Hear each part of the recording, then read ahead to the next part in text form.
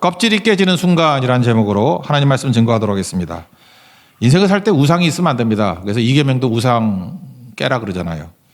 근데 최고의 우상이 나입니다. 나. 이계명을 보면은 신명기 5장 8장 버전에 의하면 너는 자기를 위하여 새긴 우상을 만들지 말고, 우상을 왜 만듭니까? 나를 위해서 만드는 거예요. 그러니까 우상의 근본은 나입니다. 자라는 우상, 나라는 우상. 어떤 사람은 그럽니다. 뭐 나를 위해 사는 게 뭐 잘못된 거냐고. 문제 있죠. 왜 그러냐? 나를 위해서 산다는 것은 속아 사는 겁니다. 내가 누군지 모르는 거예요. 그 토니 캄플로라고 뭐 글도 쓰시면서 목사님이신 분이 있거든요. 그분의 책 가운데 이런 얘기가 있습니다. 2차 대전 있고 난 다음에, 전쟁 있고 난 다음에 충격을 많이 받잖아요. 그래서 이렇게 기억 상실질에 걸린 사람들이 되게 많았답니다.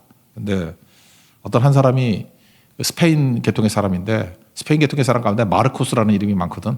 근데 우리 뭐 영수, 영자 뭐 이런 식의 흔한 이름인데, 그 스페인 광장에서 소리 지르며 달려왔다는 거예요. 내가 누군지 아는 사람이 있습니까? 기억상실질에 걸려가지고 내가 누군지 모르는 거야. 이름도 모르고 내가 누구지? 토니 캄프로는 그런 얘기를 합니다. 뭐 이 사람만 이런 게 아니고 우리가 그렇다고. 이 사람 누가 와가지고 너 마르코스야 그러면서 이렇게 설명해 주는 얘기가 나오는데, 내가 나를 몰라요. 누구 나 아는 사람 있어요? 그게 모든 사람들의 부르짖음이라는 것입니다. 자기 우상에 빠져버리면요, 내가 누군지 모릅니다. 누가 가짜로 말해주는 나라고 하는 거에 속아 살 수도 있고 그렇다라는 것입니다. 그러니까 자기 우상이라는 건 뭐냐면 내가 기준이 되는 거거든요. 그러니까 나를 너무 좋아하는 거예요. 그럼 나를 모른다니까요. 내가 누군지도 모르고 이름도 모르고 어디로 가는지도 모르고 어디서 왔는지도 모르고. 이게 두 가지로 나오거든요. 하향으로 나올 수 있어요. 하향으로. 자기 혐오하고 자기를 비하합니다. 그래서 요즘에 생각보다 그런 사람 되게 많아요. 뭐 죽고 싶어. 나는 왜 사는지 몰라. 나는 아무것도 아니야. 그러면 여러분들 이렇게 착각을 하죠. 아, 이 사람은 자기를 되게 싫어하니까 자기로부터 벗어난 사람이구나. 안 그래요. 삐뚤어진 자기 사랑의 극치입니다. 극치. 그러니까 내가 기준인 거예요. 그러니까 나를 혐오하는 거예요. 나를 비하하는 거예요. 그러니까 나가 떠나지 않잖아요. 그러니까 온갖 생각이 다 나예요. 나하고 연관이 돼 있는 겁니다. 그래서 로마서 12장 3절을 보니까 마땅히 생각할 그 이상의 생각을 품지 말고 하나님께서 각 사람에게 나누어 주신 믿음의 분량대로 지혜롭게 생각하라. 무슨 얘기입니까? 생각도 믿음으로 해야 된다는 거예요. 믿음 없이 그냥 자기 우상 가지고 생각을 하면 우상숭배에 빠져버립니다. 그래서 자기 비하를 하는 걸로 나와요. 그러면 속이는 거예요. 그것도 일종의. 자기 괜히 겸손한 척. 아니거든요. 엄청나게 자기 중심적인 사람이에요. 그래서 나 죽겠다 그러는 사람들 죽이도록 한번 이끌어 가봐요. 발악을 하면서 덤비지. 진짜 그렇다니까요. 반대 상향으로 가는 거 있죠. 그게 인간의 원죄 아닙니까? 에덴 동산에 있던 아담과 하와 보십시오. 선악과 왜 먹어요? 그 선악과 먹었던 이유가 하나님 같이 된다 그런 거 아닙니까? 그러니까 무슨 얘기예요? 자기 자신이 하나님과 같이 된다. 그러니까 자기가 기준이 된다는 거죠. 원래 기준은 하나님이잖아요. 근데 하나님이 무슨 기준이야? 내가 기준이지. 그게 선악과라는 것입니다.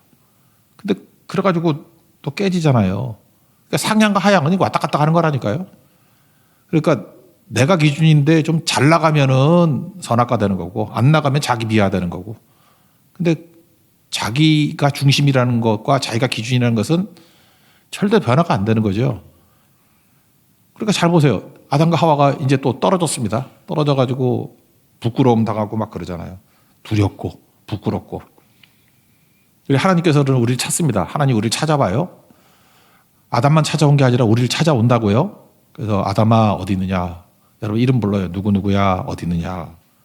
그러면 여러분들 뭐라고 얘기해야 됩니까? 내가 범죄함으로 두렵습니다. 그래야 될 거 아니에요. 근데 뭐라고 얘기하죠? 벗었으므로 두렵습니다.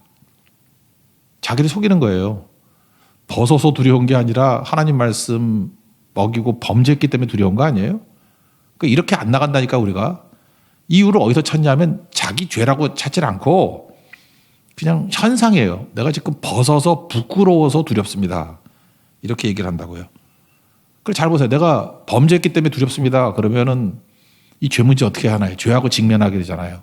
근데 우린 죄로 안 갑니다. 불신자들도 죄로 안 가고 크리스찬들도 속여요. 죄로 잘 안 가려고 그래. 그래서 현상 때문에 내가 이것 때문에 부끄러워서 내가 두려운 거야. 그러니까 답이 뭐예요? 무화과나무 잎으로 치마 만들어 입는 거죠. 그게 우리를 가릴 수 있나? 못 가리죠. 그러니까 포장하는 거에 자기 인생을 다 바친다는 것이에요. 그래서 심지어 크리스찬들도 그래요. 예수를 믿는다고 하면서도 내가 범죄해서 두렵습니다. 그러지 않고 벗었음으로 두렵대. 부끄러워서 두렵대요.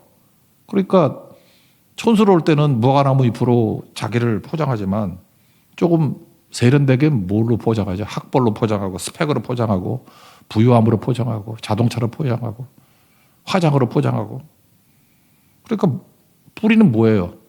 그러니까 내가 왜 두렵냐 그러면 돈이 없어 두렵대. 그렇게 포장을 해버려. 내가 벗었음으로 두렵대. 내가 늙어서 두렵대.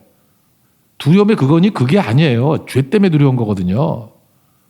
근데 엉뚱한 접근을 한다는 거죠. 그러니까 늙어 죽을 때까지 포장하다 끝나요. 포장하다. 사울왕이 그랬잖아요. 사울왕이. 내가 범죄했습니다. 그럼 끝날 얘기 같고 포장하고 있잖아요. 백성들이 떠나가서 뭐 인기 떠나면 어떻고. 원인을 딴 데서 찾는다니까요. 계속. 그러니까 가짜죠. 진정성이 없으니까 진짜 믿음 갖기도 힘들고 진짜 사랑하기도 힘들고. 요즘에 사랑 잘 못하는 이유가 그거예요. 가짜로 만나니까 남자도 포장으로 만들고 여자도 포장으로 만들었어. 포장과 포장이 만났으니 포장지 교환이지. 그러니까 뭔가 이상해. 그러니까 맨날 하는 게 그거예요. 아, 좀 기다려. 네가 나 싫어하는 이유가 포장지가 나빠서 그래. 그래서 루이비통으로 포장지를 바꿔. 그게 아닌데, 그죠? 그러니까 그런 식의 계속 내가 학벌이 모자라서 그런가 봐. 그래서 뭐 포장하려고 그러고. 그러니까 결혼도 포장이 돼버렸고 사랑도 포장이 돼버렸고 취업도 왜 해요? 포장하려고. 그러니까 만족이 없죠. 왜 그래? 항상 두려운 거지. 그러니까 부들부들 떨고 사는 거예요. 자기도 알아 가짜인 거. 나는 포장지만 바꿀 수 있기 때문에. 그리고 포장지 바꾸는 게 사는 건지 알고. 그러니까 이런 인생은 야고보서 1장 15절에 범주를 못 벗어납니다. 욕심이 내 뜻이잖아요. 욕심이 잉타에 죄를 낳고 죄가 장성하여 사망을 낳느니라. 욕심, 죄, 사망 하나도 해결 안 돼요. 이걸 포장지로 해결하려고 그러니 두려움에 빠지게 돼 있는 거죠. 그러니까 죽어요. 그리고 죄고요. 죄도 해결 못하고 욕심은 여전히 남아있고 욕심이 뭐예요? 나 중심이잖아요. 내 뜻. 그러니까 이게 문제가 되는 거죠. 지금 이사야서 6장 여기도 보여주는 게 뭐냐면 나를 발견해야 되는데 나를 발견하는 건 뭐냐? 하나님 앞에 서는 거다. 하나님의 거울 앞에 서는 거다. 하나님의 거울은 맑거든요. 그래서 거울 앞에 서면 세상 거울은 뭐 그런 거울도 있잖아. 어디 뭐 놀이동산 같은 데 하면 오목 거울 그러면 뭐 기분 좋죠. 뚱뚱한 사람만 날씬해지고 볼록 거울 그러면 얼굴이 있단 말이죠. 그런 거 안 가보세요, 여러분들? 좀 여유 있게 사세요. 그래도 가보라고. 여러 가지 거울. 정상적인 거울은 내 모습이 보이잖아요. 하나님의 거울은 나를 비춰주는 거울이에요. 그래서 하나님을 만나야 됩니다. 하나님 만나야 진짜 나를 만나죠. 그래서 창세기부터 요한계시록까지 하나님 만난 사람들의 이야기가 되게 많잖아요. 샘플 하나만 뽑을게요. 이사야거든. 오늘 그래서 그 이사야 뽑은 거예요. 뭐 누가복음 5장에 나오는 베드로를 뽑을까 하다가 아무나 뽑을 수 있어요. 똑같은 거예요. 하나님 만난 사람의 모습. 하나님 만나니까 나를 만나는 거예요. 여기 1, 2, 3, 4절 보니까 성전에서 하나님의 영광을 봤어. 영광을 보고 나니까 누굴 보는 거예요? 나를 발견해. 가로다 나여 망하게 되었도다. 나의 절망을 발견해요. 입술이 부정한 사람이요. 입술이 부정한 백성 중에서 만군의 여호와이시 왕을 배웠다. 그러니까 하나님을 발견하면은 나를 정확히 본다니까요. 아, 내가 이렇게 포장의 문제가 아니구나. 내가 죄인이구나. 나는 절망할 존재구나. 이걸 발견하는 거죠. 그래서 여러분들 사람들도 좋은 사람을 만나야 된다는 이유가 뭐냐? 진짜를 만나야 된다는 이유가 뭐냐? 진짜를 만나면 그 사람한테 빠지는 게 아니고 그 사람이 거울이 되는 거예요. 그래서 제일 좋은 사람은 좋은 성품을 갖고 있는 하나님의 성품을 가진 사람은 거울이 됩니다. 그래서 나를 발견하는 거예요. 이런 거 있죠. 어떤 자매가 어떤 좋은 형제를 만났어요. 그러면 형제를 만났더니 형제한테 잠깐 빠져드는 거야. 다른 생각이 하나도 없고 형제 생각만 나. 그럼 그놈은 제비족이에요. 나쁜 놈이에요. 꾼이야, 꾼. 근데 좋은 형제란 건 뭐냐? 거울이거든. 그 형제를 만나서 교제를 하다가 보니까 내가 얼마나 여자인지를 알게 돼. 그리고 내가 여자로 태어난 것이 너무너무 감사한 거야. 여자는요, 혼자 있다고 여자로 여학교 백날 있어봐. 여자인지 몰랐고, 그거 선머스마 같이 돼버려. 진짜 남자를 만나면 여자가 되는 거예요. 여성적이 돼. 그리고 내가 여성으로 태어난 것이 얼마나 감사한 인지를 깨닫게 돼. 왜 그래요? 그의 성품이 하나님의 성품을 닮았기 때문에 거울이 되는 거라고. 반대도 그렇습니다. 요즘에 뭐 예쁜 여자들 되게 많잖아요. 예쁜 여자들 많은데 여자를 만났더니 여자한테 푹 빠져. 정신을 못 차려. 예배도 안 나오고 막 여자한테 빠져가지고 이세벨 같은 여자야 그거. 그럼 뭐죠? 그 꽃뱀이에요. 꽃뱀. 근데 믿음이 있는 하나님 닮은 여성을 만나면 거울이 된다니까. 그 여성을 만나면 절대 여자한테 빠지질 않아. 그 여자를 보는 순간에 내가 보여요. 아, 내가 남자구나. 남자는요, 남자끼리 있다고 남자가 되는 게 아니에요. 하나님 성품 닮은 여자를 만났을 때 남자임을 자각하고 그 다음에 깨닫는 거예요. 와, 내가 남자로 태어난 게 얼마나 감사한 일인가. 남자가 보이기 시작하는 거예요. 그래서 진짜 사나이들은요, 여자 만나야 남자가 되는 거고 진짜 여자들은요, 남자를 만나야 여자가 되는 거예요. 거울이거든요. 똑같아요. 우리가 나를 발견하는 건 뭐냐? 내가 정말 참된 인간이 된다는 게 뭐냐? 하나님을 만나야 하나님이라는 거울에서 인간이 뭔지, 내가 뭔지를 발견하게 된다고. 근데 우리는 범죄한 인간들이기 때문에 절망을 보게 됩니다. 화로다 나여 망하게 되었다. 죄가 막 보이는 거예요. 죽어요. 그래서 여기 6장 5절에 나온 게 화로다 나여 망하게 되었도다. 입술이 부정한 백성 중에서 하나님 만나서 난 죽었다 그 얘기 아니에요? 야고보서 1장 5절에 얘기 다 나오잖아요. 죄가 보이고 죽음이 보이고 그 다음 또 뭐가 보이냐? 나의 득실득실한 욕심이 보이는 거예요. 그러니까 세트입니다. 욕심, 죄, 사망. 하나님 앞에 섰을 때 내 욕심이 얼마나 징글징글한지가 보이고 죄가 보이고 죽음이 보여요. 그러니까 어떻게 돼요? 나는 망했다. 절망을 발견하게 되잖아요. 이사야 6장입니다. 이사야 1장부터 5장까지 거기 뭐 선지자 아니었나? 이사야가 거룩이 뭔지 또는 자기가 죄인이라는 거 몰랐을까요? 알았어요. 개념으로는 알았어. 이론으로는 다 알았어요. 그러니까 주의 거룩하심, 나의 죄인됨. 우리도 다 알잖아요. 뭐 오영리도 외우고 하니까. 근데 내가 알았던 방식이 아니라 하나님의 임재라는 방식으로 주님을 대면하니까 충격적으로 내가 누군지를 깨닫게 되는 거예요. 그러니까 이 과정이 이게 뭐예요? 이게 예배입니다. 예배. 예배는 내 두꺼운 껍질, 자아라는 껍질을, 나라는 우상이라는 껍질을 깨버리는 시간이라고요. 그러니까 우리가 예배를 사모하는 거죠. 예배를 통해서 우리 껍질이 깨져버리고 내가 절망을 만나게 되고 나를 건지는 분이 누군지를 깨닫게 되는 거죠. 그래서 모든 예배는 절망이 있어야 돼요. 절망. 아까 뭐 얘기했지만 베드로도 한번 얘기한다 그러면 예수님이 영광을 보고 난 다음에 뭐 물고기 엄청 잡은 거고 영광이잖아요. 누가 보면 5장 8절 주여 나를 떠나소서 나는 죄인이로소이다. 똑같은 얘기 아니에요? 예수님이란 거울을 통해서 나를 발견한 거예요. 이전까지 뭐 예수 믿기 전에도 뭐 안 들었겠어요? 근데 그 영광 앞에 섰을 때 절감하는 거죠. 거울 앞에 섰을 때 나는 죄인입니다. 부끄럽습니다. 이 원인이 뭐냐? 죄 때문입니다. 나를 불쌍히 여겨 주십시오. 그래서 예배를 통해서 하나님을 대면하게 되면 교회는 일단 절망하게 돼 있습니다. 어떻게 합니까? 하는 거. 그 절망이 있어야지 회개의 자리로 오는 거죠. 내가 죽을 존재라는 거, 내가 소망이 없다라는 거, 욕심, 죄, 사망, 그게 내 모습이라는 거. 우리 죄 문제, 죽음 문제, 심판 문제 해결 못 하잖아요. 이거 어떡합니까? 그런데 여기 답이 나오죠. 이게 십자가와 부활이죠. 십자가는 뭐예요? 예수님 외에는 다른 방법이 없다. 부활은 뭐예요? 우리 계속 약해요. 예수 믿는다고 변화되는 것도 아닌데 그 안에 있으면, 예수 안에 있으면, 십자가 붙들고 있으면 약해도 하나님의 능력이 임재해가지고 우리를 살려주신다. 그게 부활 아니에요? 십자가 부활. 그게 6절 7절이죠. 그때 그 스랍 중에 하나가 부젓가락으로 제단에서 집은 밭 핀 숯을 손에 가지고 내게 날아와서 그것을 내 입술에 대며 이르되 보라 이것이 내 입에 닿았으니 내 악이 제하여 졌고 내 죄가 사하여졌느니라. 여기 핀수이 상징하는 게 뭐예요? 십자가죠. 예수님 부활이죠.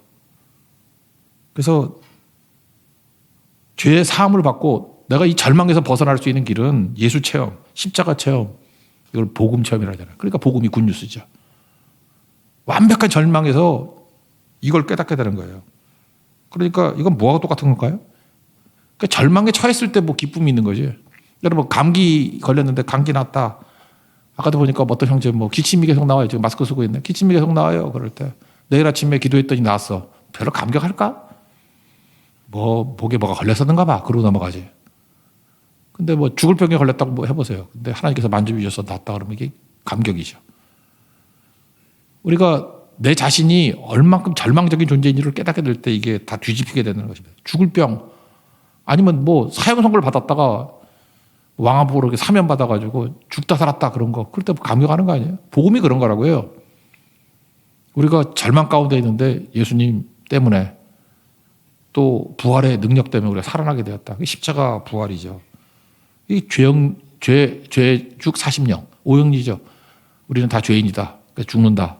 세 번째가 뭐예요? 하나님 우리를 사랑하신다. 그래서 아들 독생자를 위해서 십자가에 달리게 하셨다. 그를 영접하고 믿으면 구원받는다. 그게 오영리잖아요. 그러니까 오영리의 내용은 뭡니까? 구원까지예요. 구원까지. 그래서 이사야서 6장은 축약적으로 보여주고 있습니다. 우리 인간이 자기를 모른다라는 거예요. 이사야도 자기를 몰랐어요. 근데 하나님을 대면하니까 하나님은 맑은 거울과 같아가지고 하나님을 만나니까 나를 만나는 거예요. 그러니까 나를 만났을 때 내 모습은 절망이라는 거예요. 절망. 죄인이고 죽어야 되고 소망이 없다라는 거예요. 어찌할꼬 그랬는데 내가 화로 다 나의 망하게 되었다. 그거 아니에요. 근데 6절 7절에서 십자가 부활을 만난 거죠. 죄 씻음 받을 수 있는 길이 있고 구원받을 수 있는 길이 있고 그게 십자가밖에 없고 약해도 살 수 있는 길은 부활밖에 없다. 그게 6절 7절이라고. 여기까지가 십자가 부활이에요. 구원까지 이야기라는 것입니다. 그 다음이에요. 그 다음.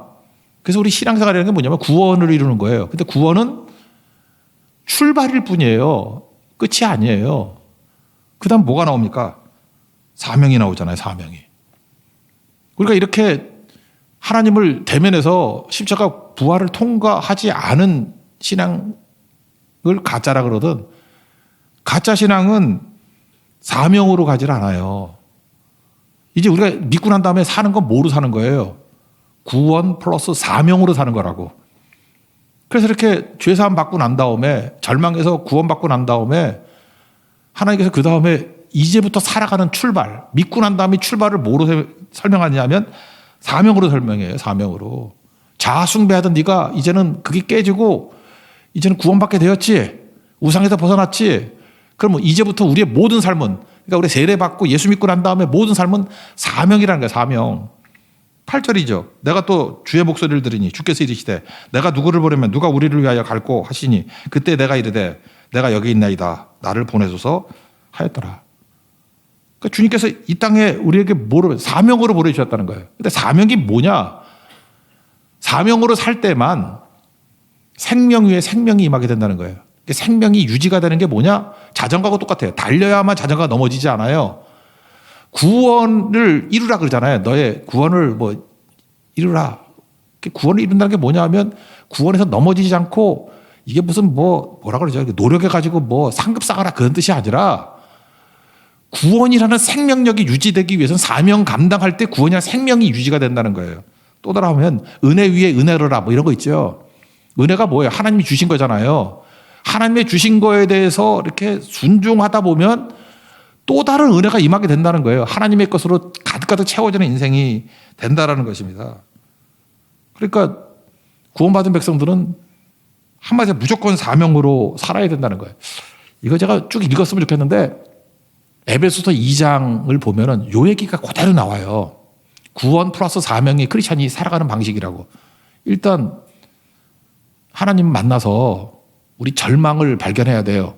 근데 절망은 십자가 부활로 해결이 돼요. 그래서 구원받았어요. 그 이후에는 뭐로 살아야 되느냐? 사명으로 살아야 된다. 잘 보세요. 그냥 내가 흐름만 얘기해 줄게요. 에베소서 2장 1절부터 8절까지.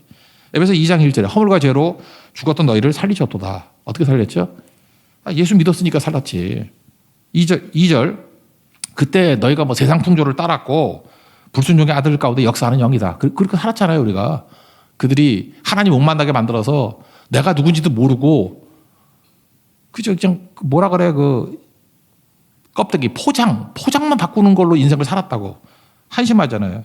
그래서 3절 전에는 우리가 다 그 가운데서 육체의 욕심을 따라지려며 욕심 그러니까 뭐가 나와요? 욕심, 죄, 사망. 그래서 진노의 자식들이었다. 다 죽었다. 근데 하나님이 우리 찾아오셔서 만나니까 어떤 일이 벌어져요?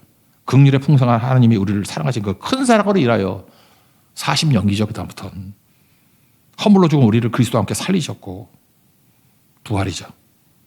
너희는 은혜로 구원을 받은 것이라. 또 함께 일으키사 그리스도 예수 안에서 함께 하늘에 앉히시니 이는 그리스도 예수 안에서 우리에게 자비하심으로 그 은혜의 지극히 풍성함을 오는 여러 세대에 나타내려 하심이라. 여기까지가 구원 얘기라고. 그렇죠. 그래서 요약이 뭐예요? 에베소 2장 8절.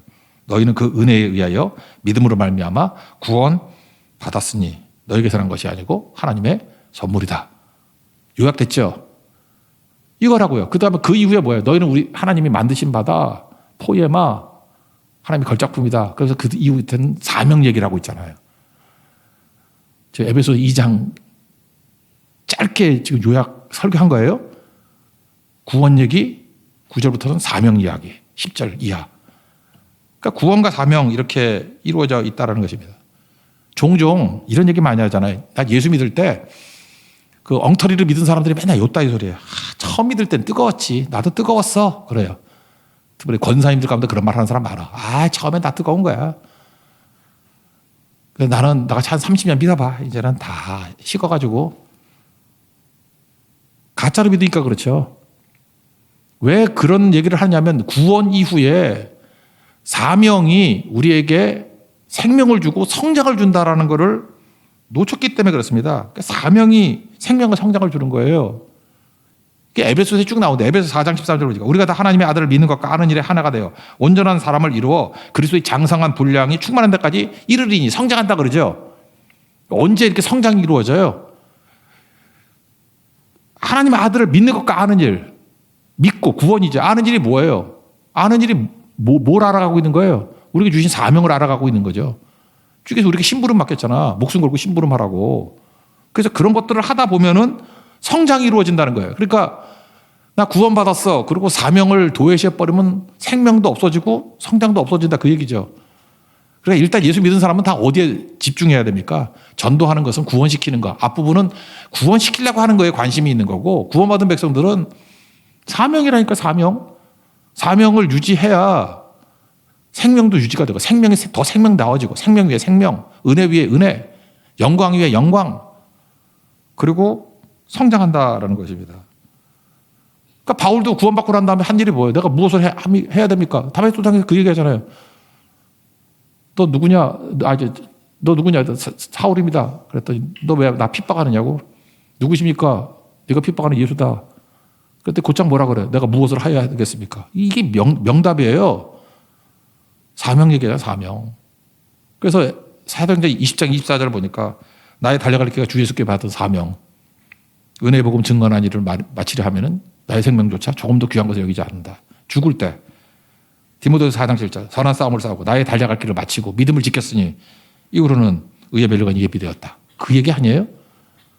그게 삶 전체는 다 사명으로 설명하고 있다고. 그러니까 사명을 저버리면은 생명도 없고 성장도 없고 아무것도 없는 인생이 된다라는 것입니다.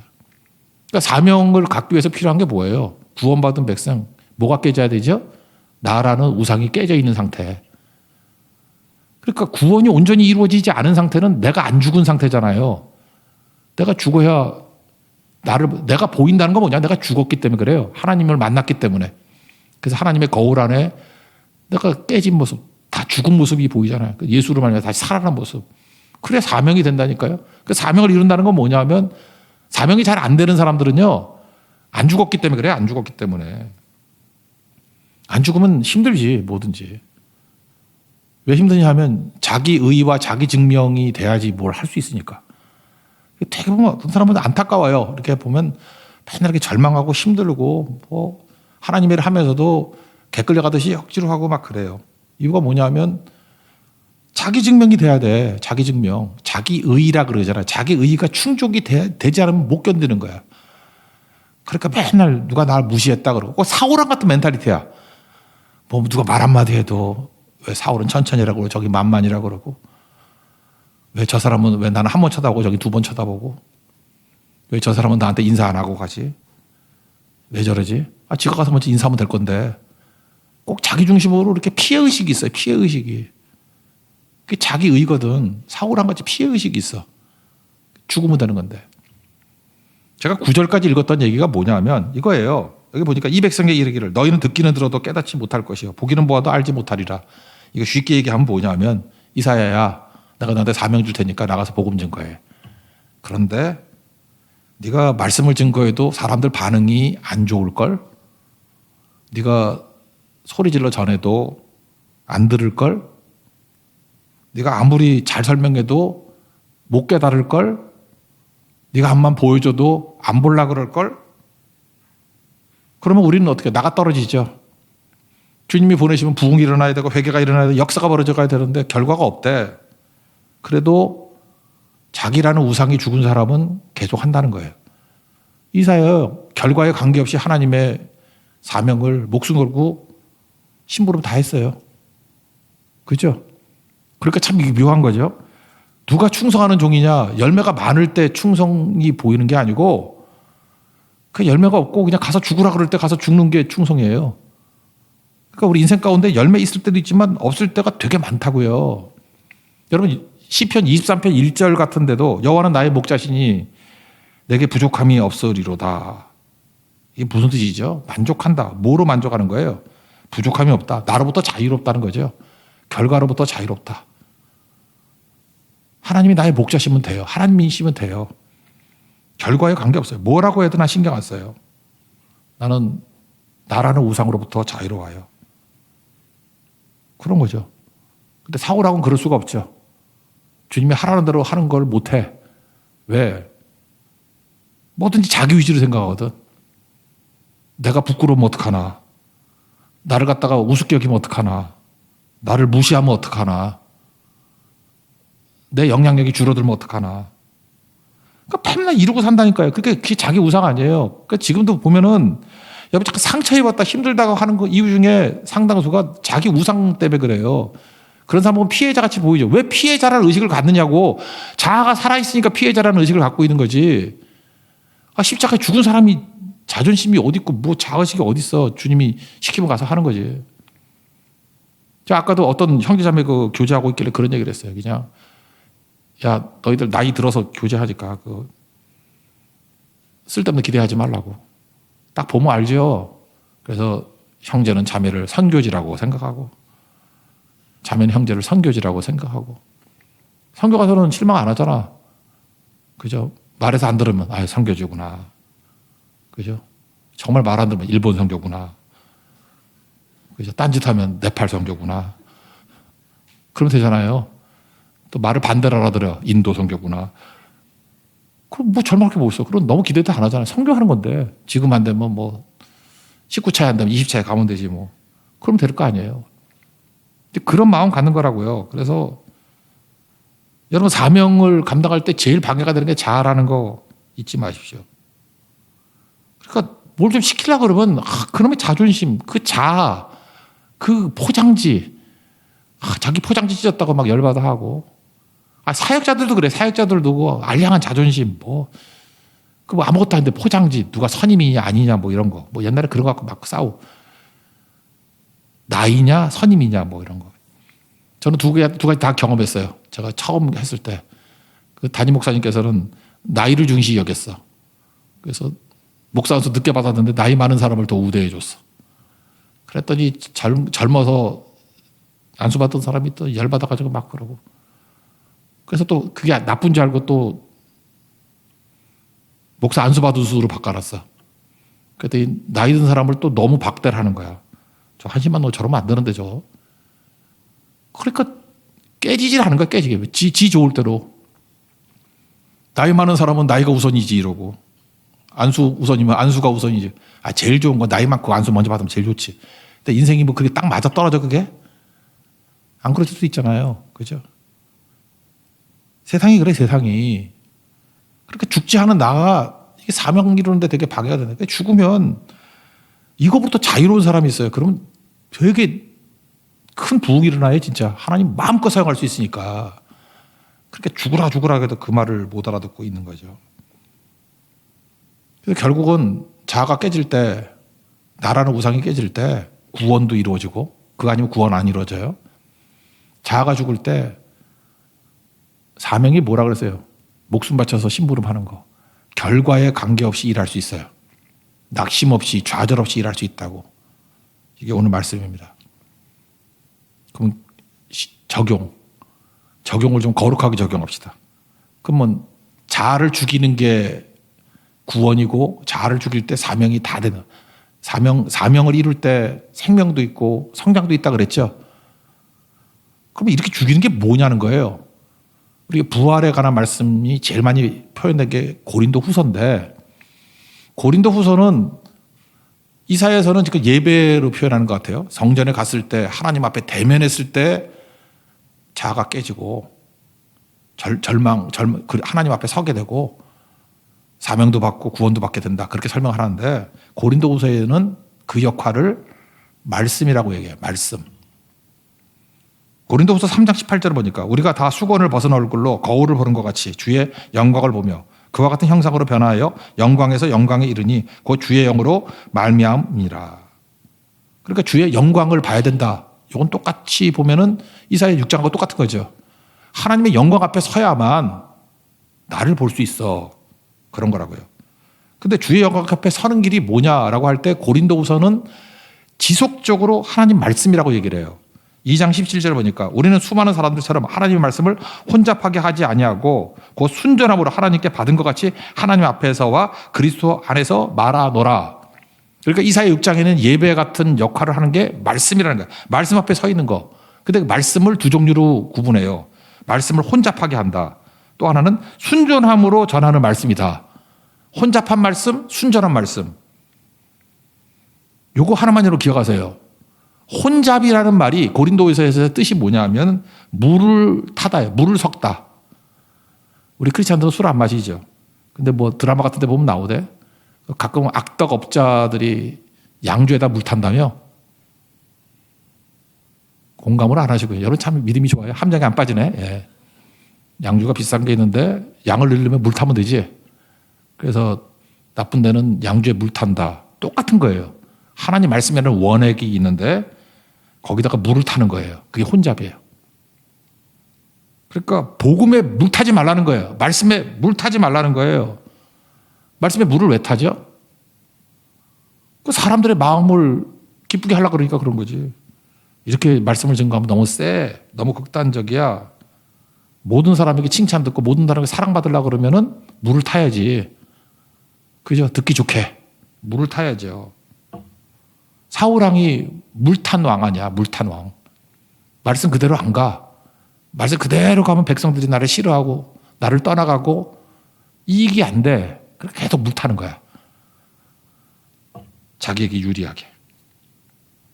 똑같은 말씀이 고린도서 4장 2절에 또 나와요. 아까 2장 나오고 3장 나오고 4장 나오고 뭐 매 순간 나와요. 이에 숨은 부끄러움의 일을 버리고 속임으로 행하지 아니하며 하나님의 말씀을 혼잡하게 하지 아니하고 오직 진리를 나타내므로. 그러니까 바울은 지금 뭘 지금 계속해서 다짐하고 있는 거예요. 나는 말씀을 혼잡하게 안 하겠다. 이걸 우리식으로 얘기하면 뭐라고요? 나는 절대로 말씀에 물 타지 않을 거야. 물 타지 않을 거야. 거짓 교사들은 말씀에 물을 타. 고린도 교회에 들어온 거짓 교사들은 말씀에 물을 타는 존재들이야. 나는 혼잡하게 안 한다. 절대로 말씀에 물 타지 않을 거야. 물 타지 않을 거야. 물 타지 않으면 어떤 일이 벌어져요? 모든 성도들이, 모든 사람들이 하나님 앞에 대면하게 된다고요. 대면하게 되면 좋은 게 뭐예요? 나를 발견하게 돼. 나를 하나님 앞에 대면하면 내가 보인다니까요. 그러면 조나단 에드워드가 설교할 때 뭐 하나님 손에 붙들린 반 죄인들 뭐 이런 설교할 때 막 대굴대굴 굴렀다면 사람들이 하나님 앞에 대면하니까 내 죄가 보이니까 막 지금 주님의 임재가 있고 지옥불에 들어갈 것 같아서 막 기둥 붙잡고 우는 사람이 있었고, 한번 읽어봐요. 그 역대기. 그게 뭐예요? 조나단 에드가 왜 위대했죠? 말씀에 물타지 않은 사역자이기 때문에 그래요. 말씀에 물타지 않았어. 있는 그들의 말씀을 증거하니까 사람들이 이제 현실을 본 거예요. 내가 어떤 존재, 죄인이고 절망이고 소망이 없고 어찌할꼬 화로다 나로 망하게 되었도다. 그럴 때 예수님의 십자가의 복음이 증거되고 부활의 복음이 증거되니까 그거 왜 뭐 붙들 게 있어요? 지금 다 죽어가는데 그 구원의 밧줄 붙들어야지. 그러니까 부흥이 일어난 거죠. 오직 예수님밖에 없습니다. 내가 주님 절대로 떠나지 않겠습니다. 말씀대로 살겠습니다. 나를 거주신 감사합니다. 이러게 된 거죠. 페니 크로스비 288자 아까 거기 보세요. 주 안에 기쁨 누림으로 3절. 세상과 나는 간것도 없고 물타지 않은 복음을 증거하면요. 세상과 나는 간것도 없고 구속한 주만 보이도다. 이거예요. 구속한 주만 보일 때 어떤 일이 보여요? 내가 보이는 거예요. 이것이 나의 간증이요. 이것이 나의 찬송이요. 교회는 이겁니다. 그래서 교회가 할 일은 뭐냐? 물타지 않은 말씀 증거하는 곳이 돼야 돼요. 물탄 말씀을 증거하면 눈먼 교회 됩니다. 보기는 보아도 보지 못한다 그러잖아. 눈먼 크리스찬 됩니다. 물타니까 그래요. 왜 이렇게 시력이 맛이 가죠? 물탔기 때문에 그래요. 물탔기 때문에. 그거 아세요? 시력이 살아나요. 내가 보인다고 내가 죄인이고 절망이라는 게. 사도 바울이 사역을 하면 할수록 우리 그런 거 여러 번 들어봤죠. 점점 지가 악질로 나타나. 그래서 하나님 말씀은요. 죄를 찾아내는 현미경이다 그런 얘기가 있어요. 현미경 보셨어요? 아, 난 너무 징그러워 못 보겠더라고. 현미경 그게 무슨 뭐 생물을 하시나 뭐 의대나 이런 데서 많이 볼 거 아니야. 아, 손에 보니까 막 여기서 벌레가 기어다녀. 씻었는데도 있어 아직도. 옛날에 그 집에 하나 사놨거든요. 제가 꽤 비싼 거 갖다 버렸어. 현미경 보는 재미가 있었거든. 얼마나 병균이 있나 보려고. 너무 많은 거야. 너무. 그러니까 다 병균으로 보니까 병균이. 전병균이야 내가. 아니야. 전병균. 아, 그 징그러워 못 보겠더라고. 근데 하나님 말씀이 들어오면 우리가 현미경이래. 죄를 찾는 현미경이래. 그래서 사도 바울의 사역의 초창기 고린도전서 15장 9절. 나는 사도 중에 가장 작은 자다. 사도인데 작대. 중기. 에베소 3장 8절. 모든 성도 중에 지극히 작은 자다. 성도래. 근데 작대요. 최후 디모데전서. 서신 목회 서신이 디모데 전후서가 죽기 직전에 쓴 거 아니에요. 1장 15절. 죄인 중에 내가 괴수다. 예수 믿을수록 악질이 됐다는 게 아니라 하나님 말씀 앞에 그는 항상 서 있었어요. 물타지 않은 말씀 앞에 서 있는 종이었어요. 그랬더니 말씀이 죄를 잡는 현미경이 돼서 우리를 보잖아요. 교회 부흥은 딴 게 아닙니다. 무슨 캠페인하고 북적북적 하는 게 아니라 일단 예배예요. 이사야 같이 예배를 통해서 하나님 앞에 설 수 있어요. 또 하나가 물타지 않은 하나님 말씀 앞에 우리가 서는 거예요. 그럼 믿지 않는 사람은 구원이 이루어지고요. 믿는 사람들에게는 사명이 불타오르게 돼 있습니다. 사명은 우리에게 생명을 유지하는 힘이고 사명으로 사는 것이 아까 에베소 4장 13절 얘기했죠. 그리스도의 장성한 분량까지 성장하는 힘이 됩니다. 사명입니다. 사명 없으면 생명도 없습니다. 사명교에 사십시오. 그게 성장이 있습니다. 바울은 믿자마자 사명으로 사는 거예요. 예수 믿는 사람은 사명은 옵션이 아니에요. 사명은 유일한 길입니다. 그래서 믿지 않는 사람에게는 구원이 선포되는 거고 믿는 사람에게는 사명으로 사는 겁니다. 나는 구원받았으니까 사명 저배로 산다. 물탄 말씀 듣지 말고 그러다가 고린도 교회 망할 놈들 다 된 거예요. 고린도 교회에 나오는 그 망할 놈들이 다 물탄 말씀 때문에 망했다고. 혼잡하지 않은 말씀.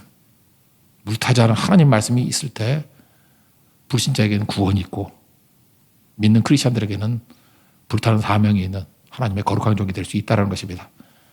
우리 교회 두 가지잖아요. 예배 앞에 서든지 말씀 앞에 서든지 또 이런 게 딴 걸로 설명하면 또 기도할 때도 이런 일이 나타나고 선교할 때도 이런 일이 나타나는 거예요. 다 뭐예요? 복음입니다. 복음. 내가 복음 앞에 섰을 때 이런 생명의 능력이 나타난다는 거. 이런 승리를 맛보는 믿음의 종 되기를 축원합니다. 자리에서 일어나겠습니다. 내 삶에 들어온 찬양하겠습니다.